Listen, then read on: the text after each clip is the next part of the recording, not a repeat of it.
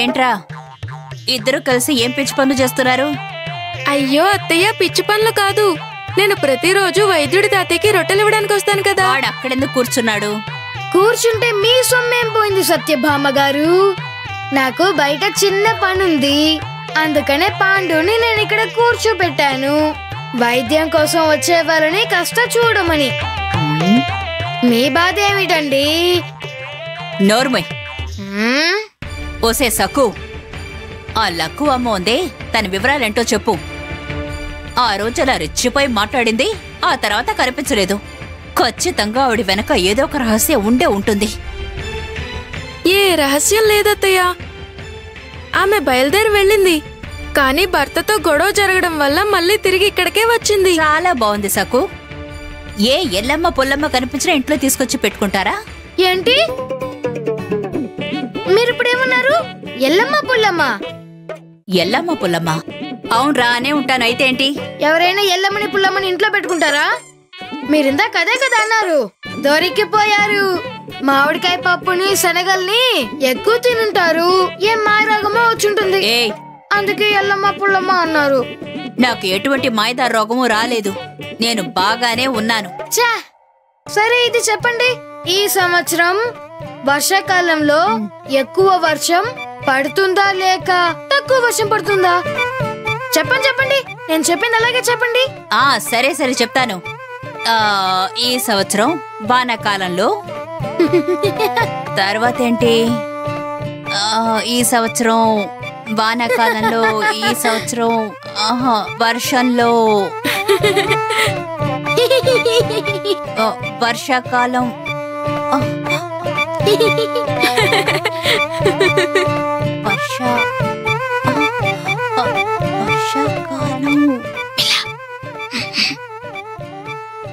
ఏంటి పాండు, నీకేం కావాలరా? నువ్వెళ్ళు, లఘు అమ్మ నీకోసం ఎదురు చూస్తూ ఉంటుంది. అది వెళ్ళమంటున్నానా? వెళ్ళు వెళ్ళు.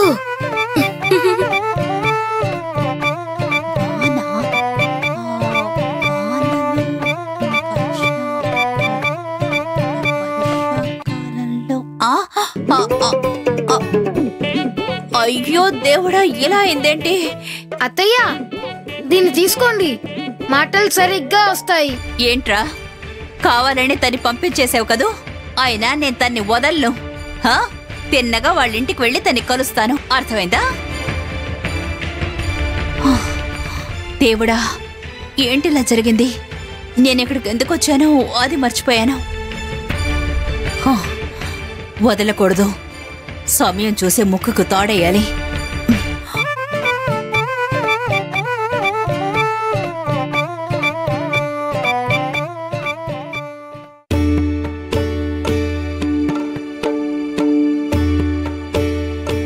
ఇప్పుడు వినడానికి వచ్చాను కదా, మాట్లాడకుండా మౌనంగా ఉంటే ఎలా?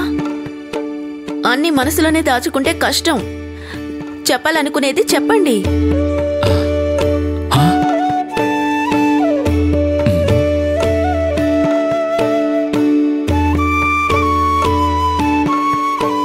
మీకోసం ఇక్కడికొస్తే మాట్లాడరేమిటి?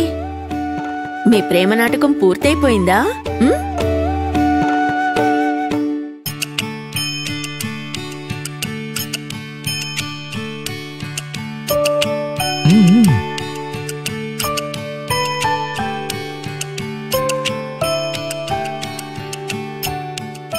అరే, దివ్య తేజస్సు తంబూరలా ఉంది. నేను దేవితో ఎలా సంభాషించాలి? నేను గనక మాట్లాడితే తంబూర నుంచి నాదం వస్తుంది. ఏంటి లకు, ఎవరితో మాట్లాడుతున్నావు? అయినా ఈ వేళ నీకేమైంది అటువైపు తిరిగి కూర్చున్నావు? ఏం లేదు, అది నేను మా ఉమా పొయ్యితో మాట్లాడుతూ ఉంటుంది, నువ్వు అలాగే తంబూరుతో మాట్లాడుతున్నావా? తంబూరుని బాగు చేయించాలని మొన్నే సక్కు చెప్పింది. సరే లకు, ఉమా లోపలుంది, నేను వీటిని బయట ఎండబెట్టి వస్తాను, నువ్వు మనశ్శాంతిగా కూర్చో. సరేనండి.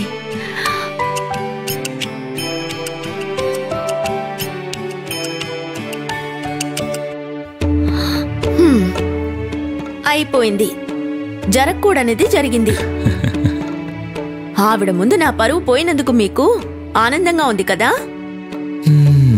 చెప్పేది బాగా వినండి. నేను తిరిగి రాను.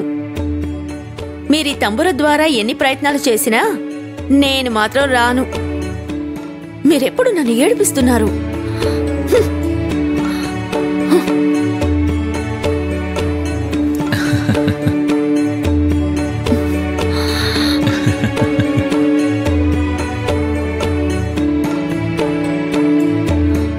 నేను మీతో మాట్లాడను.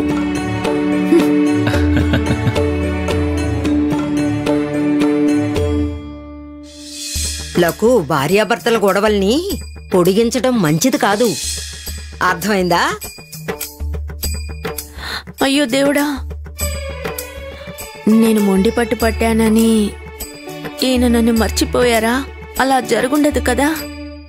అది అసాధ్యం రుక్మిణి. దేవి,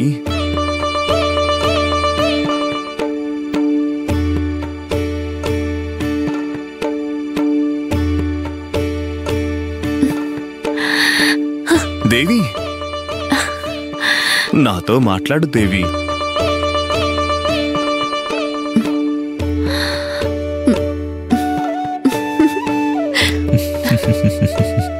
మీకు అవసరమైతే చాలా అందంగా బుజ్జగిస్తారు. మీరు చూపించే ప్రేమకి ఎవరైనా కరిగిపోవాల్సిందే. నేను మీ మాయ మాటలకి లొంగను.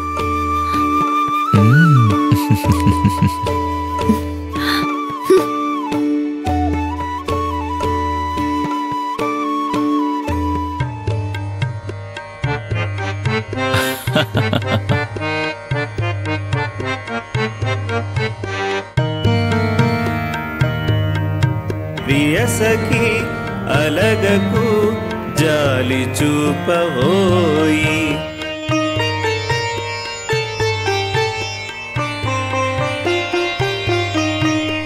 అడగడం మర్చిపోయాను. ఒకవేళ లక్కుకి తంబురు వాయించడం వచ్చా?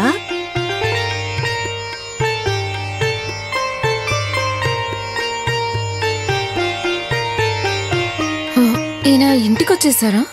లేదు లేదు, కోపంగా వెళ్లారు కదా, అప్పుడే రారు. మరి తంబూరా ఎవరు వాయిస్తున్నారు? విరహాల ఉష్ణ సెగ నన్ను కాల్చెనోయి.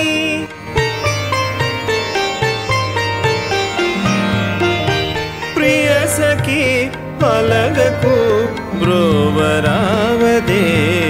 అరే అలగకు అలగకు కోపమెందుకోయి. ప్రియ సఖి అలగకు కోపమెందుకోయి.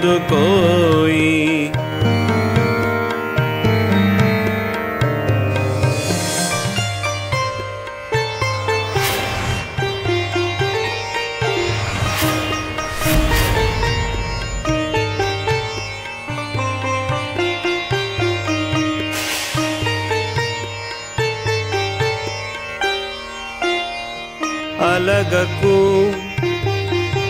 కసరకు విడువకు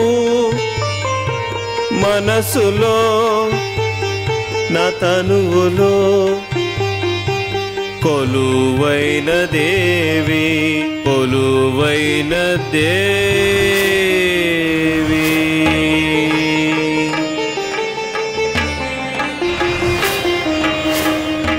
ఓరి నాయనో, లక్కు అమ్మ తంబూరా వాయించడం లేదు. ఎవరూ మీటకుండా అదెలా మోగుతోంది? అక్కడ అదృశ్య శక్తి ఏమైనా ఉందా, లేక భూతమా దయ్యమా? అయ్యో, ఇప్పుడు నేనేం చేయాలి? ఈ విషయం ఎవరికి చెప్పాలి?